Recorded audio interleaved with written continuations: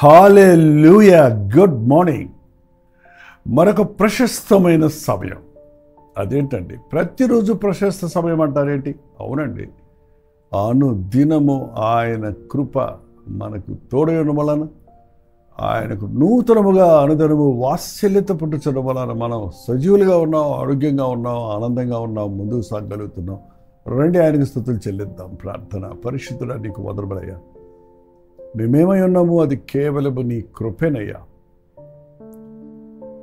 సృష్టికర్తగా నీవు ఉన్నావు, విమోచనకర్తగా మా కొరకు రక్తము చిందించేవు.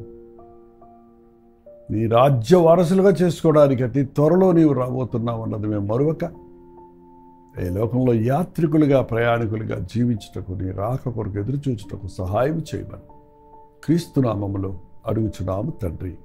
ఆమేన్. ఎన్ని స్తోత్రం. ఎలా ఉన్నారండి? మీకు తెలుసా, ఒక రోజులో ఒక వ్యక్తి ఇంచుమించు 25,000 మాటలు మాట్లాడుతున్నాడట. ఎన్ని? 25,000. అంటే సగటు. ఒకవేళ ఎక్కువ మాట్లాడే వ్యక్తి అయితే ఇంకా డబుల్ ఉంటుందేమో. సాధారణంగా ఉదయం లేచిన దగ్గర నుండి పడకు వెళ్ళే వరకు ఇన్ని మాటలు మన నోట్లో నుంచి వస్తున్నాయి. ఇందులో ఎన్ని ప్రయోజనకరమైనవి, ఎన్ని నిజమైనవి, ఎన్ని అవసరమైనవి, ఎన్ని సత్యమైనవి, ఎన్ని దేవుని సంబంధమైనవి, ఎన్ని సాతాను సంబంధమైనవి, చెడ్డ మాటలెన్ని, ఒట్టి మాటలెన్ని, ప్రయోజనకరమైన మాటలెన్ని, సమయోచితమైన జవాబులెన్ని, పలుకులెన్ని అని మనం అనలైజ్ చేసుకుంటే, మనం దేనితో మన హృదయాన్ని నింపుకుంటామో అది మనకి బయటకు వస్తాయి. ప్రభు చెప్పాడు కదా, హృదయం నిండి ఉన్న దానిని బట్టి నోరు మాట్లాడును. నీ హృదయంలో దేవుడు ఉంటే, దేవునితో సహవాసం చేసే అనుభవం కలిగి ఉంటే, దేవుని మాటలు నీ హృదయంలో ఉంచుకుంటే, ఆయన వాక్యాన్ని పఠించి ధ్యానించే వ్యక్తిగా నీవు ఉంటే, దావి చెప్పినట్టు నీ ఎదుట పాపము చేయకున్నట్లు నీ వాక్యము నా హృదయంలో ఉంచుకున్నాను అన్న రీతిగా మనం వింటున్న వాక్యాలు, చదువుతున్న వాక్యాలు మన మనస్సులో ఉంచుకుంటే, మన హృదయంలో ఉంటే, మనం మాట్లాడే ప్రతి మాట దైవ చిత్తానుసారమైన మాటలుగాను, దేవుని మాటలుగాను, ప్రయోజనకరమైన మాటలుగాను, అలసిన వారిని ఊరడించు మాటలుగాను, ఒక మనసుకు ఊరట కలుగు చేసే మాటలుగాను, జ్ఞానాన్ని పుట్టించే మాటలుగాను, ప్రయోజనకరమైన మాటలుగాను ఉంటాయి. దానికి బదులు నీ హృదయాన్ని అలా వదిలేస్తే, నువ్వేం నింపుకోక్కర్ల, చెడు అనేది మన హృదయంలోనే ఉత్పత్తి అవుతుంది. హృదయం అన్నిటికంటే ఘోరమైనది, అన్నిటికంటే మోసకరమైనది, అది ఘోరమైన వ్యాధి గలది. దాన్ని గ్రహించుకోగలిగిన వాడు ఎవడు? హృదయంలో నుండి అనగా మార్కు సువార్త 7:21 ఉంటాయి.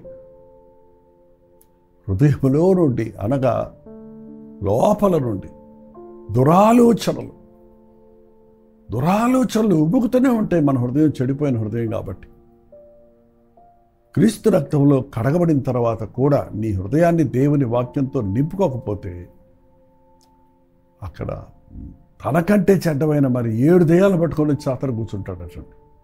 వాళ్ళ విశ్వాసులు కూడా దిగజారిపోతున్నారు. కారణం ఏంటంటే, వారి హృదయాలలో వాక్యంతో నింపుకోవటం లేదు. ఏ రోజుకు ఆ రోజు వాక్యంతో మన హృదయం నింపబడాలి. అప్పుడు మన మాటలు దేవుని చిత్తానుసారమైన, వాక్యానుసారమైన, ప్రయోజనకరమైన, ఆదరణ కలిగిన, సత్యమైన మాటలుగా ఉంటాయి. ఎంతమంది మనం మాటల్లో తప్పిపోతున్నాం. యాకోబు అండి, యేసు ప్రభు సహోదరుడని పిలువబడిన యాకోబు రాసిన యాకోబు పత్రికలో నోటిని గురించి, మాటల గురించి చాలా ప్రత్యేకంగా రాసి ఉన్నాడండి. 3వ అధ్యాయం 2వ వచనం చూస్తే, అనేక విషయములలో మనమందరము తప్పిపోచున్నాము, ఎవడైనను మాట యందు తప్పని ఎడల అట్టివాడు లోపము లేనివాడై తన సర్వ శరీరమును స్వాధీనపరుచుకున్న శక్తి గలవాడగును. అనేక విషయాలలో మనం తప్పిపోతున్నాం. కానీ ఏంటంటే కాలు జారితే తీసుకోవచ్చు, కానీ నోరు జారితే తీసుకోలేమట. నోట్లో నుంచి బయటకు వచ్చిన మాట మళ్ళీ నోట్లో పెట్టుకోగలవా? కాలు జారిందంటే మళ్ళీ ఈసారి జాగ్రత్త పడి కాలు సరిగా పెట్టుకోవచ్చు, దిగితే కూడా కట్టించుకోవచ్చు. కానీ నువ్వు మాట్లాడిన మాటలు మళ్ళీ నువ్వు వాపస్ తీసుకోలేవు. సారీ చెప్పినా అవి గాయాలుగా ఉండిపోతాయి. అవి అలాగే దాని పరివేషణం మనం అనుభవించాల్సి వస్తుంది. అనేక విషయాల్లో తప్పిపోతున్నాం. కానీ మాట యందు తప్పని ఎడలట్టి వాడు లోపము లేనివాడై తన సర్వ శరీరమును స్వాధీనపరుచుకున్న శక్తి గలవాడవుతాడు. నోరు అదుపులో పెట్టుకోవడం నేర్చుకోవాలంటే మన నోరు దేవుణ్ణి స్తుతించడానికి ఇచ్చాడు ప్రభు, సువార్తను ప్రకటించడానికి ఇచ్చాడు ప్రభు, అలసిన వారిని ఓరడించడానికి ఇచ్చాడు దేవుడు. హావభావాలను బయలుపరుచుకుని ఒకరికొకరు ఆదరణగా ఆనందంగా సుఖదుఖాల్లో పాలుపొప్పులు పొందడం కొరకు మాటలాడే శక్తిని ఇచ్చాడు ప్రభు. మనుషులు మాత్రమే మాట్లాడతారండి, జంతువులు మాట్లాడవు. మరే జీవులు మాట్లాడవు. అవి కేకలేస్తాయి, రెంకలేస్తాయి, శైలిలు చేసుకుంటాయి, వేరే ఉంటుందండి భాష. మనం చక్కగా ఏ భాష అయినా మన మనసులో ఉన్న దానిని వివరించడానికి, అర్థమయ్యేటట్టుగా అవతల వ్యక్తికి చెప్పడానికి మాటలు ఇచ్చాడు దేవుడు. నీ మాటలు సరిగా ఉంటే నీ బ్రతుకు సరిగా ఉంటుంది. లేక నీ బ్రతుకును బట్టి నీ మాటలను బట్టి నీ బ్రతుకు నిర్ణయించబడుతుందండి. ఒకసారి చూడండి, లూకా సువార్తలో ప్రభు చెప్పిన మాట 12వ అధ్యాయము 35వ వచనం. సజ్జనుడు తన ధననిధిలో నుండి సద్విషయములు తెచ్చును, దుర్జనుడు తన చెడ్డ ధననిధిలో నుండి దుర్విషయములు తెచ్చును. నేను మీతో చెప్పినదేమనగా మనుష్యులు పలుకు ప్రతి వ్యర్థమైన ప్రతి మాటకు గురించి విమర్శ దినమున లెక్క చెప్పవలను.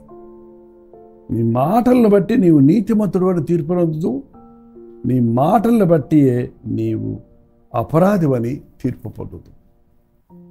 నీవు నీ హృదయంలో సజ్జనుడిగా మంచివాడిగా ఉంటే మంచి విషయాలు వస్తాయి, చెడ్డవాడిగా ఉంటే చెడ్డ విషయాలు బయటకు వస్తాయి. ఏంటంటే నీ మాటలను బట్టే నువ్వెవడో చెప్పేయచ్చు. నీ మాటలను బట్టే నీ భక్తంతో చెప్పొచ్చు, నీ స్థితంతో చెప్పొచ్చు. నీ మాటలను బట్టే నీ ప్రవర్తన ఏంటో కూడా తెలిసిపోతుంది. అందుకనే మన మాటల విషయంలో think twice before you speak. మాటలాడటానికి ముందు 2 సార్లు ఆలోచించమన్నారు. వ్యర్థమైన మాటలు, అనవసరమైన మాటలు, ఎవరికి మేలు కలిగింపజేయని మాటలు, వినువారికి ప్రయోజనం లేని మాటలు, డంబాలు, గర్వపు మాటలు, పుకారులు, లేని మాటలు, విమర్శలు, తీర్పు తీర్చుతారు. బాబా ఎన్ని పాపాలు మన నోటి ద్వారా మనకు తెలియకుండానే టక ఇతరులను తీర్పు తీస్తున్నావు. తీర్పు తీర్చావు మనుష్యుడా, నీవదే తీర్పులో ఉన్నావని తెలీదా? నీ కంట్లో దూలం పెట్టుకొని ఎదుటి వారి కంట్లో నన్ను అలుసుని తీస్తానంటావేంటి? చాలాసార్లు మనం వెంటనే ఇతరుల గురించి తీర్పు తీర్చేస్తుంటాం, వెంటనే ఇతరుల గురించి స్టేట్మెంట్లు ఇచ్చేస్తుంటాం మనకి ఇష్టం వచ్చినట్టు. జాగ్రత్త. నీ మాటల వల్ల నీవు దోషి అవుతావు, నీ మాటల వల్ల నువ్వు పాపం చేసిన వాడు అవుతావు. నీ మాటలు నీ స్థితిని బయలుపరుస్తున్నాయి అందరికీ. సోక్రటీస్ అనే ఒక తత్వవేత్తకు ఒక అతను వచ్చి కూర్చున్నాడట. ఎంతసేపు ఒక్క మాట కూడా మాట్లాడకుండా కూర్చుంటే ఆయన ఊరికే స్ట్రెస్ అయిపోయి ఆ సోక్రటీస్ అన్నాడంట వచ్చిన ఆయనతో, speak so that I may know you. నువ్వు మాట్లాడరా బాబు, నువ్వు ఎవడో నాకు తెలిసిపోద్ది. నువ్వు ఎవడో నేను తెలుసుకోవాలంటే నువ్వు నోరు ఇప్పితే నీ భాషను బట్టి తెలుగోడివా, నీ భాష సారాన్ని బట్టి నువ్వు విశ్వాసివా అవిశ్వాసివా? నీ మాటల్లో నీ విషయాలను బట్టి నువ్వు చదువుకోనోడివా, నువ్వు భక్తి కలిగినోడివా, భక్తి లేనోడివా, నువ్వు యోగ్యుడివా, అయోగ్యుడివా అనేది తెలిసిపోతుంది. ఒక వ్యక్తితో 10 నిమిషాలు మాట్లాడితే ఆ వ్యక్తి తత్వం ఏంటో మనకి అర్థమైపోతుంది. వాళ్ళ యాటిట్యూడ్ ఏంటి, వాళ్ళ యొక్క మనస్తత్వం ఏంటి, వాళ్ళ బుద్ధులేంటి, వాళ్ళ ఆశలేంటి. చూడండి, మనం బ్రతుకులో హృదయంలో ఉన్న దానిని, హృదయంలో దాచుకున్న దానిని నోరు బయటికి తీసుకొచ్చేస్తుందండి. కోపం వచ్చినప్పుడు చూడండి, ఒట్టప్పుడు కొంచెం కంట్రోల్ ఉంటుంది. కోపం వచ్చినప్పుడు మొత్తం వచ్చేస్తాయి బయటికి. అంతవరకు పెదాలు కరుచుకొని నోరు మూసుకొని దబాయించుకున్న వారు కోపం వచ్చినప్పుడు అన్ని రిగ్రెట్స్, అందరి మీద, ఎవరి మీద, భర్త మీద బాధ ఉన్న భార్య మీద ఉన్న బాధ, అప్పుడట్ట చేసావు, ఇప్పుడట్ట చేసావు, అదా లేదు చేసావు, ఇదే లేదు, మొత్తం కక్కేస్తారు. కడుపులో ఎంత పెట్టుకొని పైకి ఏమెరగినట్టున్నావా అనుకుంటారు. చూడండి, పెట్టుకోకండి. మనసులో ఏముండొద్దు.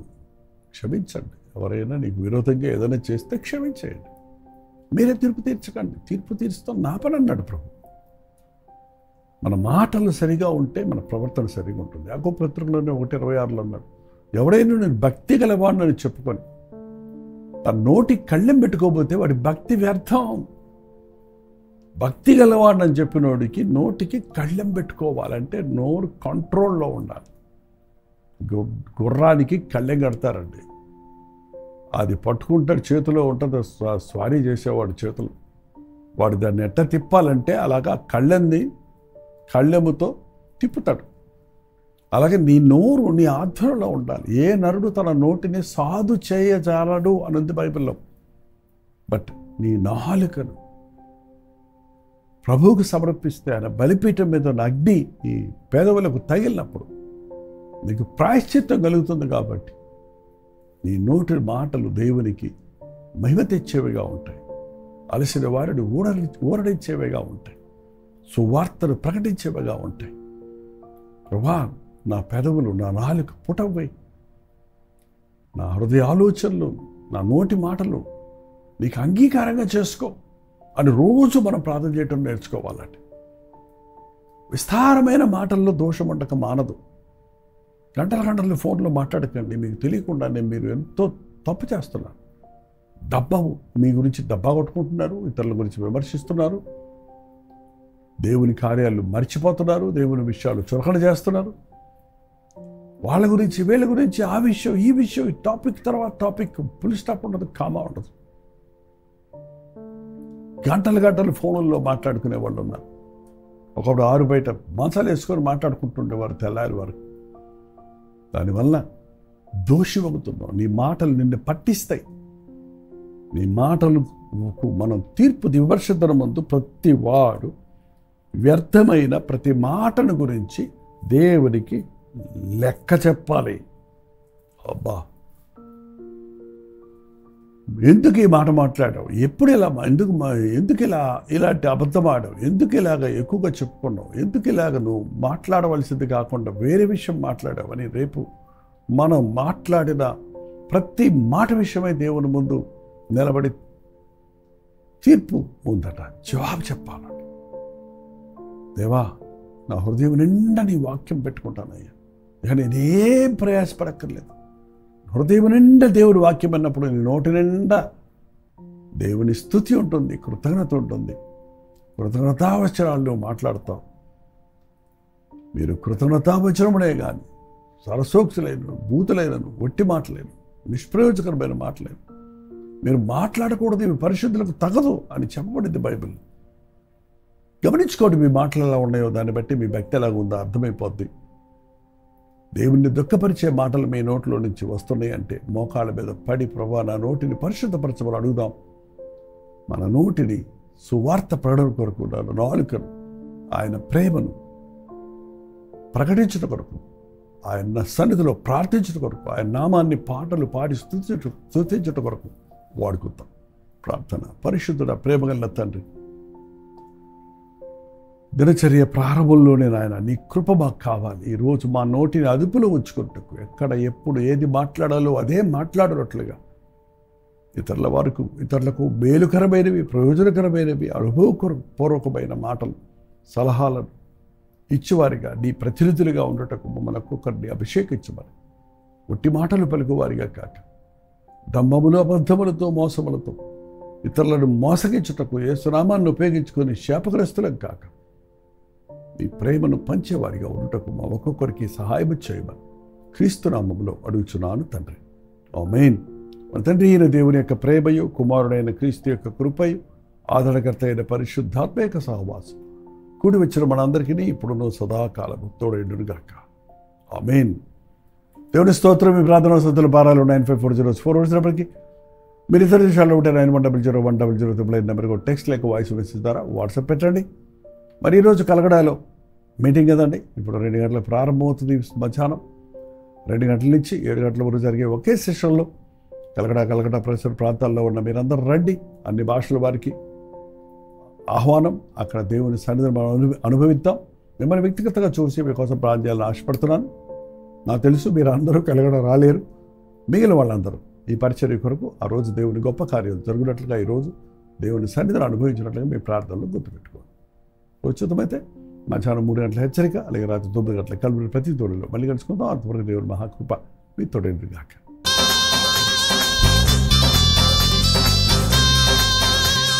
హల్లెలూయా. కోల్కతా పరిసర ప్రాంతాల్లో ఉన్న వారికి శుభవార్త. ఎంతో కాలంగా ప్రార్థిస్తున్నాం, ఎదురు చూస్తున్నట్లుగా ఈ 21వ తారీఖు కలకటాలో గెట్ టుగెదర్లు ఏర్పాటు చేస్తున్నాం. 21వ తారీఖు కోల్కతా సిటీలో బైబిల్ సొసైటీ ఆఫ్ ఇండియాలో ఈ 1 డే గెట్ టుగెదర్ ఏర్పాటు చేయబడుతుంది. ఈ విషయమై మీకు ఇంకా వివరాలు కావాలంటే ఇక్కడ ఇవ్వబడినటువంటి ఫోన్ నెంబర్కి మీరు కాల్ చేయండి, లేదా ఈ QR కోడ్ని మీరు స్కాన్ చేసుకోండి. చిరునామా గమనించండి. Bible Society of India, New Market area, Jawaharlal Nehru road, Dharmatala, Kolkata. మధ్యాహ్నం 2 గంటల నుంచి సాయంత్రం 7 గంటల వరకు మాత్రమే.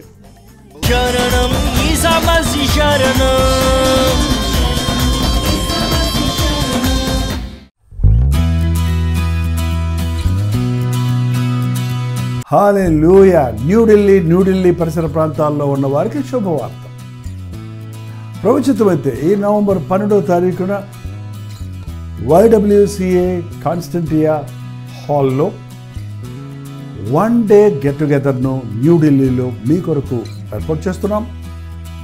మధ్యాహ్నం 2 గంటల నుంచి 6 గంటల వరకు, అలాగే 6 గంటల నుంచి 9 గంటల వరకు జరిగే ఈ 2 సెషన్స్ తెలుగువారు, హిందీవారు, తమిళ వారు మీరు పాల్గొంటారని మనందరం కలిసి దేవుని స్తుతించడానికి, ప్రార్థించుకోవడానికి, ముఖ్యంగా టీవీ ద్వారా, సోషల్ మీడియా ద్వారా వాక్యం వింటున్న మిమ్మల్ని ముఖాముఖిగా చూడాలని, మీకోసం ప్రార్థించాలని, వ్యక్తిగతంగా మీకోసం ప్రార్థించాలని వెళ్ళి వస్తున్నాం. రండి, పాల్గొనండి, దైవాశీస్సులు పొందండి. మరిన్ని వివరాలు కావాల్సిన వారు 8939393939 నెంబర్కి కాల్ చేయండి, లేదా ఈ QR కోడ్ స్కాన్ చేసుకోండి. గుర్తుపెట్టుకోండి, నవంబర్ 12వ తారీఖు న్యూఢిల్లీలో YWCA కాన్స్టంటియా హాల్లో, అశోక్ రోడ్లో ఉన్న హాల్లో ఈ 1 డే గెట్ టుగెదర్ జరుగుతుంది. రండి, మీ స్నేహితుల్ని, బంధువుల్ని అందరినీ కూడా ఆహ్వానించండి. తప్పక వస్తారు కదా.